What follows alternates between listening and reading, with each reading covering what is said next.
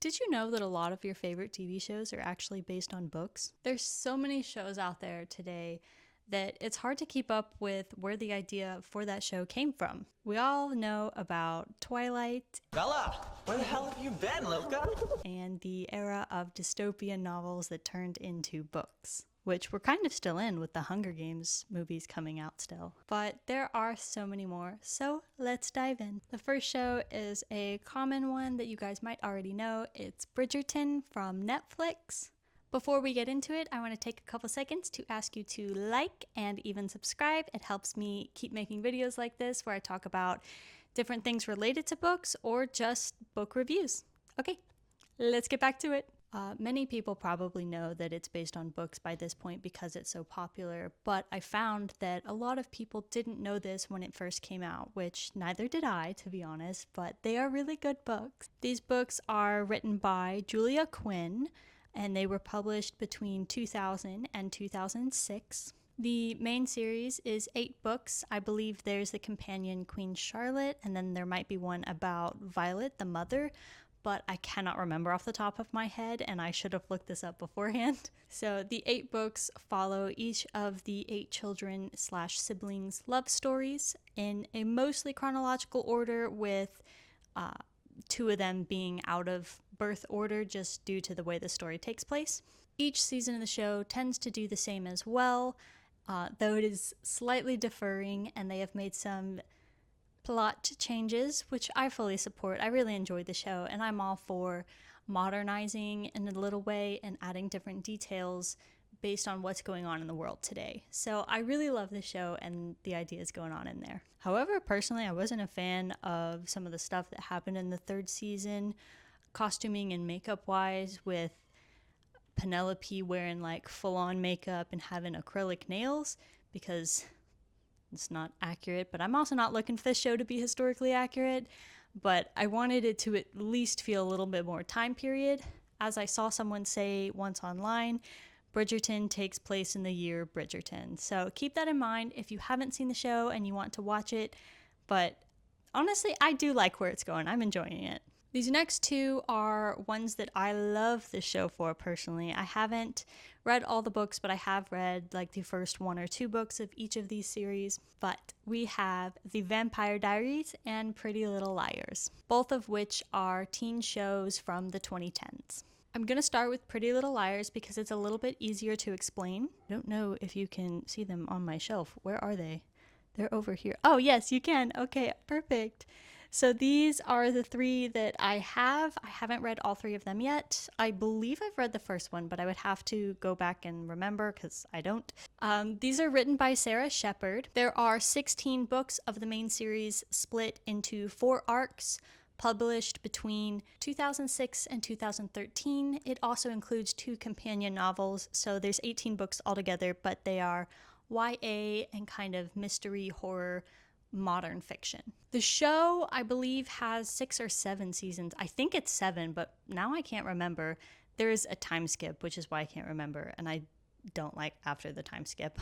I remember loving this show a lot when I first watched it. I've tried to rewatch it a couple times, and to be honest, it is of its time. It's not the greatest show, but it can be really fun if you watch it the first time. But the way some characters handle things and stuff goes down is just, what? But it's pretty good. And so I know the books and the show differ greatly in character descriptions as well as some of the storyline that ends up happening in the show. The show came out in 2009 or 10, I believe. I didn't start watching it until probably 2016 or 17. Moving on to The Vampire Diaries. This one gets a little bit tricky. So the show came out in 2009. It has 8 seasons. I love the show. I'm currently on like my 3rd or 4th rewatch of it, to be honest. I'm not going to say it's the greatest show of all time, but I enjoy it for a little bit of drama that's very fictional and the supernatural elements about it. Here's my box set, if you can see it. I have books 1 through 13. They have some different arcs. There's the first 4, and then we have The Return, which is 3 books, The Hunters, that's 3 books, and then The Salvation, which are the last three. The reason this one gets tricky is because these books were written by L.J. Smith. She kind of created the Vampire Diaries, but she worked for the company that was writing or publishing them. I can't remember what it is exactly. And she only wrote the first 4 books between 1991 and 92. That's when they were originally published. And though she is credited as the author on every single one of these books I have, she is not. She wrote books 1 through 7, but after the first 4 came out, books 5 through 13 were published between 2009 and 2014. She had originally said that she planned to finish the Vampire Diaries kind of posted as a fan fiction before she was fired from the company she worked at that created this book / published them. Books, 7 through 10. Books 7 through 10 were actually written by a ghostwriter that the company hired. And then books 11 through 13 were written by an author, I believe her name is Aubrey Clark, if I remember correctly. This is the main series. There's also something called Stefan's Diaries. That is not the Vampire Diaries. That is kind of an adaptation, the way the Vampire Diaries show is based on these books. So do with that what you will. I'm just talking about these books. I've only read the first one. I do plan to continue the series. I'm just in the midst of reading some other stuff right now. I would love to know what else L.J. Smith wanted to do with the books, but unfortunately she passed away recently, so we will just not get to know. There is another series she wrote called The Night Court, I believe, that will remain unfinished because she stopped publishing way prior to her death. I'm gonna leave it there for now with the Vampire Diaries, but if you guys want to know more about the books and that process and L.J. Smith, I'm happy to go into it because that is a rabbit hole I have been down myself several times. Next, we have The 100 by Cass Morgan. This is a series of 4 books, starting published in 2013. I have them, but you can't see them. They are way off on my shelf over here. I'm not going to pull them out right now, so I'm just throwing them up on screen. The show came out in 2014, and it has 7 seasons. And the weird thing about this is that the show was actually picked up by the CW in production before the first book was officially published. So the first book was published in September 2013, and the CW announced they were in production of this show in May of 2013. The show differs greatly from the books, but the general premise in the beginning is the same thing. The books, you follow 4 characters, Clark, Bellamy, Wells, and Glass, and the show leaves out the character Glass and that whole storyline going on with her, but you still have Clark, Bellamy, and Wells. They are some children who are sent from a space station down back to Earth post like some huge war that wiped out the entire planet, basically. Spoiler for this series is in the books, the characters Bellamy and Clark have kind of a romance going on. And in the show, you can sort of pick up on that, but the showrunners never got them together. They were just platonic best friends forever kind of vibe. And it was frustrating because reading the books, oh, I love their story. It's amazing. The stories diverge significantly around, I want to say, season 2 or 3 of the show. And probably by the end of book 1, or maybe 2, honestly. They are very different stories. And this is understandable because the books were not releasing as the show was being written, like they were coming out at like the same time, so they were very different.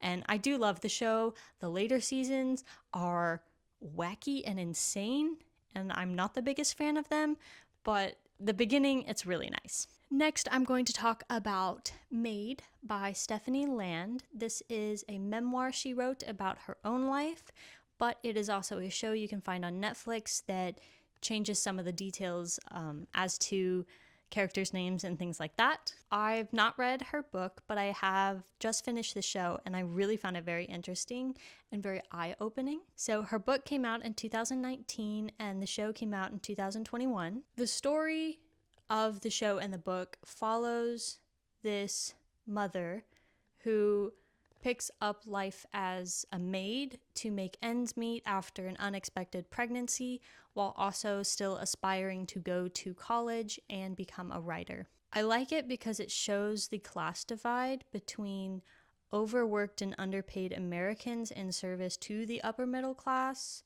which you can find on like the wiki page about it or just the general description of the book on any site. I think because I've only watched the show, I'm only going to reference the show. I think the show is really good to watch to understand what it's like for some people who rely on government assistance to get by in life and how difficult that is for them. It really puts a lot of things into perspective. Next, we have just a little one. I feel like a lot of people haven't heard of this book. It's called Station 11 by Emily St. John Mandel. I read this years ago going into my sophomore year of high school. We had a summer reading list because I was taking pre-AP English. So I had to do a summer reading book, and I chose this one, which was kind of funny considering what happened several years later in the world of the pandemic, because this book is about a flu pandemic that knocks technology, civilization, modern day, like back to what could be considered like early 1900s kind of living, because technology doesn't work anymore. There's not really gasoline. Everything's run down.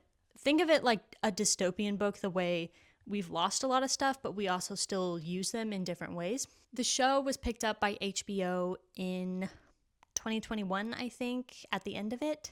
The book came out in 2014. And it's really nice because the story follows this girl. You kind of flip back and forth between the past and the present being the future past the pandemic of the flu.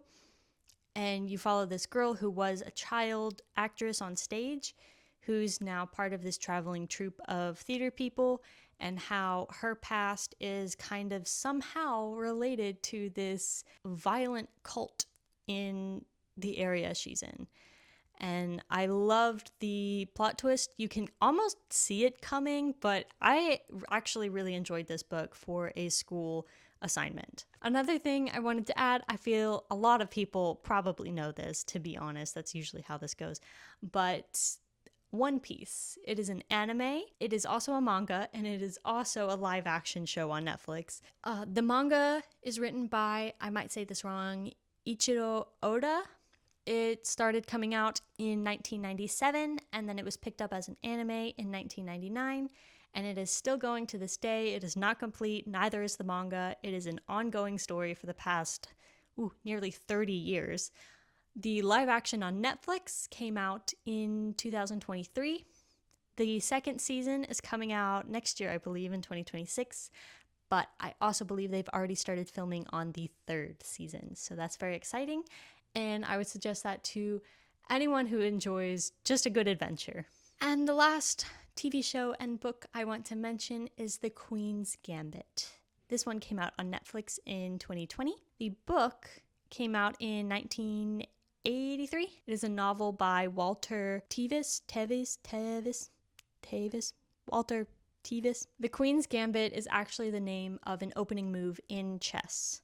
And fun fact about this, which you guys also might already know, is that chess sales skyrocketed after this show came out because it is based upon the life of an orphan chess prodigy and the way that she excels through the chess world after becoming obsessed with it as a child. I've almost finished this show. It is really good. It is amazing, and I definitely want to read the book after finding this out. Hopefully today I have helped inform you of different TV shows based on books and possibly recommended you some shows to watch or books to read based on things you've already read or watched. If you want to keep up with me and what I'm reading or working on, you can follow my Instagram or my Goodreads. If you'd like to learn something new about a book or tell me something new about a book I could talk about or even suggest a book for me to review, go ahead and leave that down in the comments. I do try to interact with you guys as much as I can down there. I love the support I have been getting recently. And thank you so much for watching, and I will see you guys in my next video.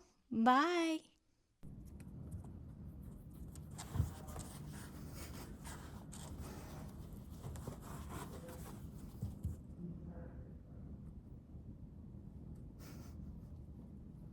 Especially.